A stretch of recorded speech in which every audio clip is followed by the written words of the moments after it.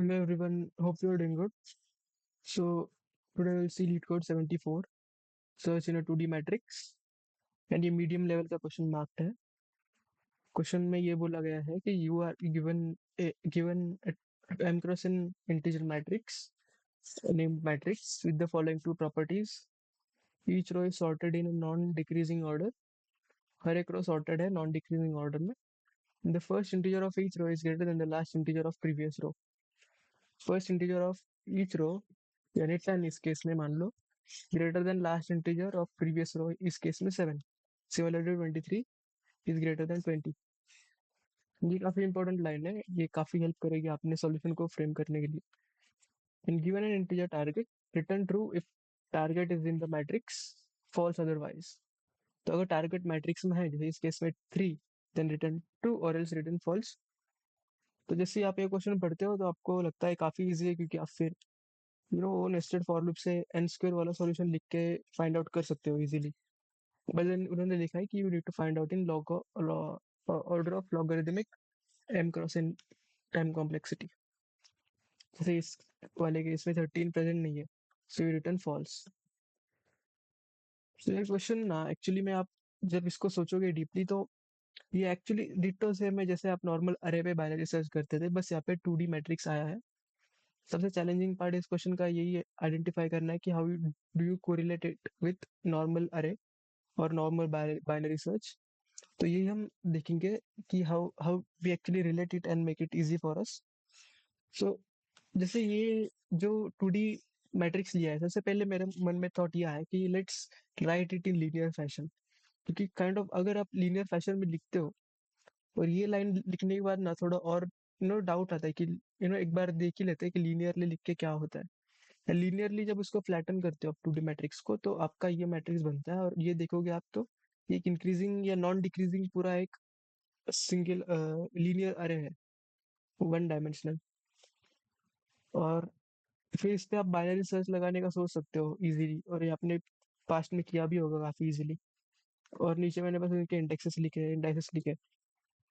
तो इस पे अगर मुझे बाइनरी सर्च लगाना होता और मुझे फाइंड आउट करना होता लेट से 3, तो सिंपल है, मैं स्टार्ट पॉइंटर एक लगता है, एक एंड रखता, फिर मिड फाइंड करता, एंड देन एक सर्च स्पेस कट आउट कर देता, दूसरे सर्च स्पेस में सर्च सर्च कर देता, जब तक मुझे मिल नहीं जाता वो एलिमेंट, या फिर मेरी एंडिंग कंडीशन नहीं आ जाती है. एंडिंग कंडीशन आ गई और अब भी एलिमेंट नहीं मिला तो मैं फॉल्स रिटर्न कर देता. बट प्रॉब्लम ये है ना कि ये लीनियर अरे तो दिया नहीं है क्वेश्चन में तो 2D मैट्रिक्स दिया है. तो इसको ना जैसे हम एक बार ट्राई करते हैं, एक एल्गोरिथम कोड लिखते लिखते स्टार्ट लिख देंगे. Start will be 0, and and लिख देते हैं. एंड क्या होगा, एंड आपको सोचना पड़ेगा. जैसे इस केस में and is 11, but and and is nothing but, जैसे इस केस में 3, ये एन, ये एक्चुअली एन इज 4 यहाँ पे, n is number of columns. तो ये जो 3 क्रॉस 4 जो है ना, वो 12 आता है. एंड 12 - 1 इज आपका एंड. आप उसको देखो भी तो हर एक मैट्रिक्स में ये जो इंडेक्स होता है वो उसकी m × n - 1 ही होता है. तो उसको लिखते हैं मल्टीप्लीकेशन ऑफ m n - 1. लेकिन इससे पहले हमें m और n डिफाइन करने पड़ेंगे, तो वो भी लिख देते हैं यहाँ पे.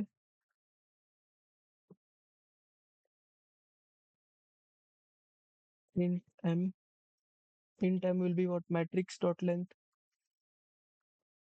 and int n will be matrix 0 dot length. तो स्टार्ट और एंड तो हमने फाइंड आउट कर लिया, और जैसे नॉर्मल बाइनरी सर्च में लिखते थे start less than equal to end, और हम सबसे पहले मिड फाइंड करते थे, and that was easy, start plus end minus start let's से बाय 2. तो मिड भी आ गया. बट हम सीधा मिड को रिलेट नहीं कर सकते ये, क्योंकि 2D मैट्रिक्स दिया है ना.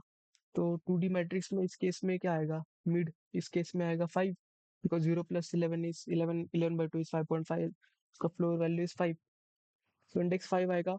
लेकिन मैट्रिक्स में 5 फिफ्थ इंडेक्स है तो कुछ भी नहीं है, तो 2D मैट्रिक्स है, इसमें आपको रो और कॉलम की वैल्यू चाहिए होती है. तो यहाँ पे हम थोड़ा आइडिया लगाएंगे, थोड़ा स्मार्ट दिमाग लगा के हम मैप करेंगे इस पर्टिकुलर मिड को, इस मिड इंडेक्स को विथ रो एंड कॉलम, कि एक्चुअली में ये इस मैट्रिक्स में अगर ये लीनियर अरे मैट्रिक्स फॉर्म में होता तो रो और कॉलम के बेसिस पे इसका पोजीशन क्या होता। तो इसका पोजीशन फाइंड आउट करने के लिए जैसे अगर मैं सिर्फ कॉलम को कंसिडर करूँ यानी n इक्वल टू 4 को, और अभी मेरा इंडेक्स अगर 5 है, तो अगर मुझे कॉलम फाइंड आउट करना है ना तो मैं इजीली थोड़ा बहुत रिलेशन मैप करके ये देख सकता हूँ कि जो रो है वो ना, रो जो है वो मिड डिवाइडेड बाय एन आता है।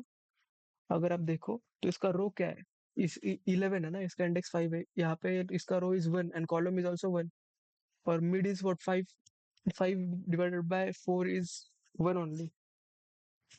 सिमिलरली अगर कॉलम भी निकालना हो तो मिड मॉड एन करके कॉलम आएगा, 5 मॉड 4 इज 1।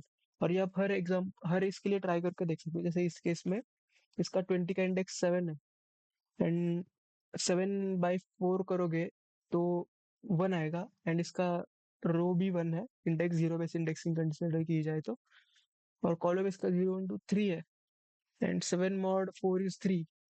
तो उस हिसाब से सही बैठ रहा है ये हमारा फॉर्मूला। तो यही करेंगे हम लोग ना, यहाँ पे मैप करेंगे इंट रो विल बी, इसको पूरा लिख देते हैं, row will be mid divided by and in column will be, and यही सबसे क्रूशियल स्टेप था। इसके बाद तो सिंपल बाइनरी सर्च ही है, mid mod and if at all matrix of row and column equal to target रहा, तब तो रिटर्न ट्रू कर दो।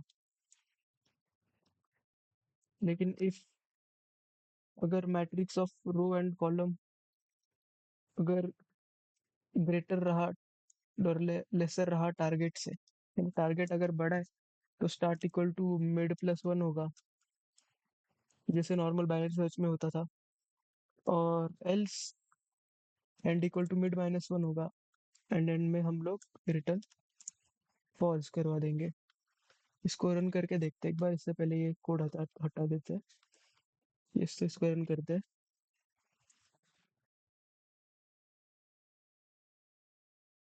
तो एक बार सबमिट करते हैं, let's see if it is accepted. So yes, it is accepted. So thank you for watching the video.